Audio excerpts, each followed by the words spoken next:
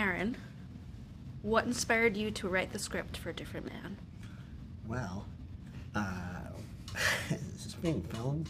Yes. Yeah. That's the camera. Also, these are like our generic questions. So if you don't like it and you want to answer it differently, like go right ahead. Can you? Yeah. What inspired you to write the script? Or another question I have, which perhaps ties together too. But you previously worked with Adam on Chain for Life. How did he inspire the character of Oswald? And what was where did you start with the film? Well, I had worked with Adam before, and I thought that he was perfect in my last film, but he played this kind of shy character, and Adam is quite gregarious and extroverted, so I wanted to write a role that shows off his acting range, but that was also a kind of tribute to his personality, and a role in which he could also take his natural charisma and maybe take it past the point where it's reasonable. Yes. So that was one of the inspirations for the film. And Adam, what drew you to playing Oswald? Oh, Aaron, again, as you said, after would I work with him again? And I love this man to bits. I like how he thinks, I like how he writes, I like how he directs. So it was an obvious no-brainer to be, yep, ding ding, round two. And then I got the script and I read it and it was like, okay, we're doing Kaufman. Awesome. I'm in. And Sebastian, what drew you to playing Edward? And could you speak a bit about your early involvement in the film? I read the script and I was really kind of, sort of stunted, I guess. I just had no idea where this was going to go when I was reading it. I just remember feeling so engaged in the story and really trying to get underneath all of the different questions that were being explored in the dialogue and the scenes. I mean, even just in terms of the play within the story and this man's life and how it's being unraveled. I thought it was really, really original and very unique. And then we had a meeting and we connected. I was fortunate we saw eye to eye on it. And then I think it was a big piece of it, obviously, also, I should say, is Christine Vachon, who was attached to the project and somebody who I'd, growing up, going out in New York as an actor, like I've always known about and I've always wanted to work with. And I think then we really went out there and sort of took it out and we had one meeting, and that was A24.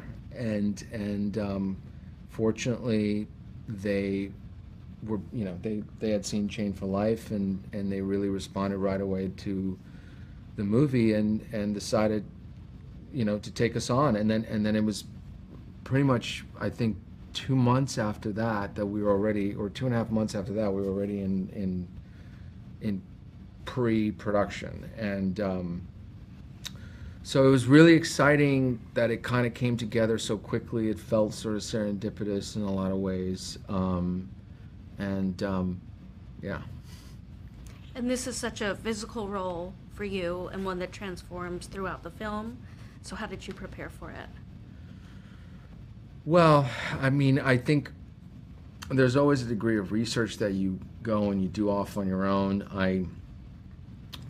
Someone had advised me to speak to this woman, Elna Baker, who wrote about an experience, the experience she had when she went from 250 pounds to 105 pounds or whatever, and she had really extensively spoke on the podcast American Life about what happened to her emotionally and mentally in that drastic change. And it's really helpful for me to understand how life and her point of view of the world had changed, not for the better, but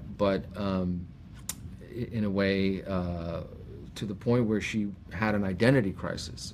And so there was that, then there was sort of like speaking with this doctor at NYU, who's the head of the neurofibromatosis company there, program there, and he was very helpful. And then I had Adam and I had Aaron, and that's, you know, that's really was key for me, along with all the other stuff. And then once we were able to get the prosthetics, then that sort of informed all this other kind of the physicality of him, and just even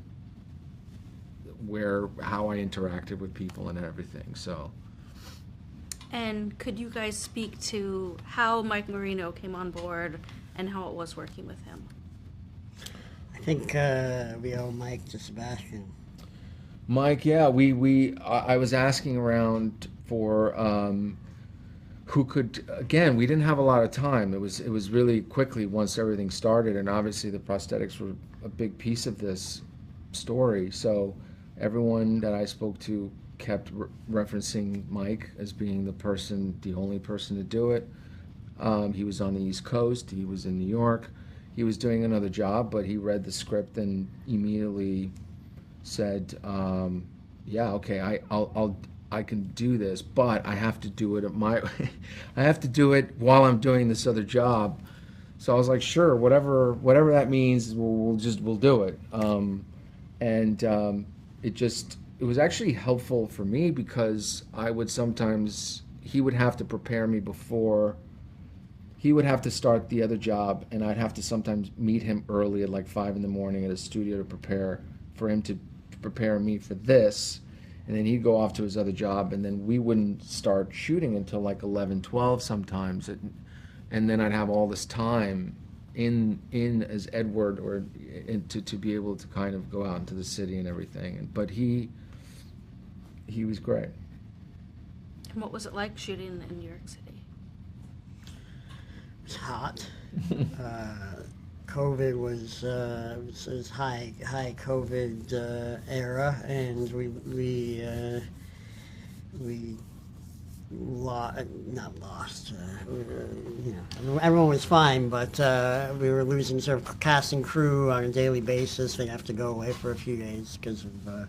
But there was anxiety because. Yeah, it was a constant anxiety. If you remember, we were at dinner, and suddenly one of our actors got COVID 2 days before we started shooting, and that was already. Yeah, and Sebastian's in every scene, so if he'd gotten COVID, we wouldn't. We only had the 22 days to make this movie. There was no room for error because people were committed to other projects, and so I know you didn't ask about COVID. You asked about New York, but it was hard shooting in New York. But it always is hard shooting in New York. But it also, I think, is a central component of the film.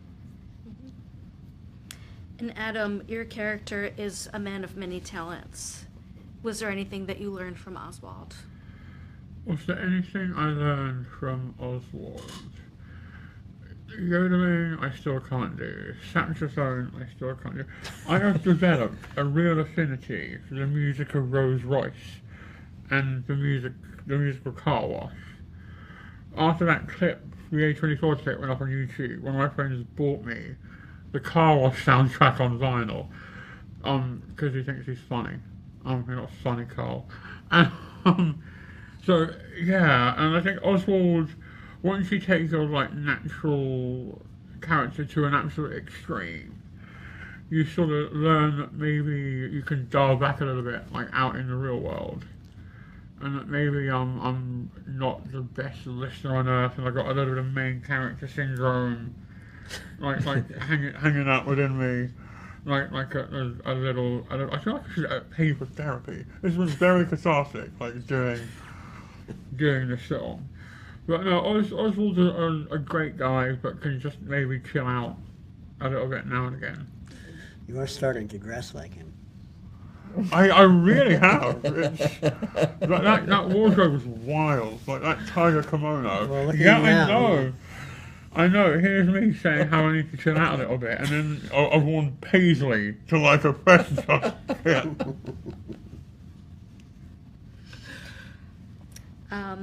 What drives Edward into his obsession? with Oswald? Well, I mean, he continues to, well, I mean, maybe everyone will have different takes on what's happening for him, but I guess I always thought about that when you lie to yourself,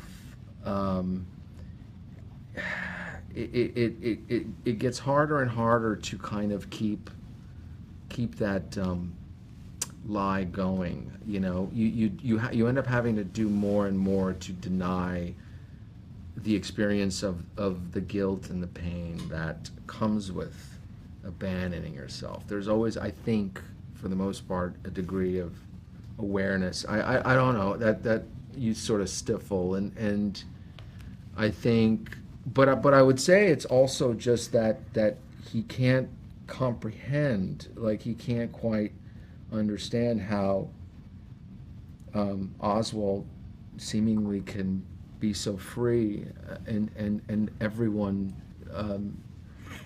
just embraces him, you know, wherever he goes. And I think, I don't want to speak too much, but I feel he becomes increasingly alone in this experience, and has a harder and harder time to keep dealing with the shame that he's been sort of burying.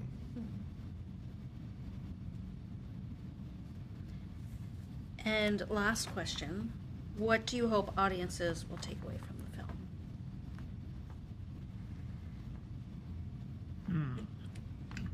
So I think everyone's going to come to this in a different place, and in a film that's so much about identity, people's starting points will really affect what their finishing points are in the film. And it could have been really easy to make this like a bit softer and sort of hold the audience's hand a little bit more. But I'm not really a fan of hand-holding in complex narratives. And again, it would have been quite easy to make this film kind of quite preachy and very finger-pointy, and a lot more linear than it actually is. But again, that's a little bit too easy, and I think audiences are a lot smarter than they often get given the credit for. And I have no interest in changing what an audience thinks. Granted, if you want to do that, noble endeavour, like, go through your life. And a good film will change what an audience thinks for like a couple of days. Though a great film, rather than change what an audience thinks, will change how they think for the rest of their lives.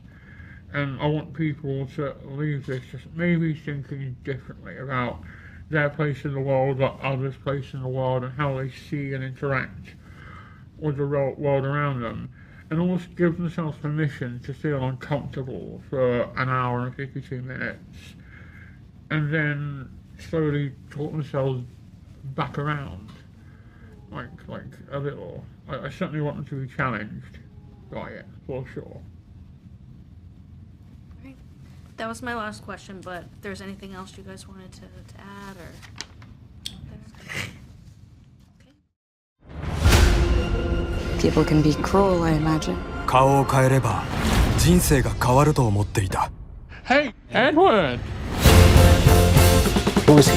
What do you know about him? Oswald is one of my favorite people. 理想と現実が反転する不条理スリラー。 Let's just all start being honest with ourselves. What are you thinking, Edward? 顔を捨てた男。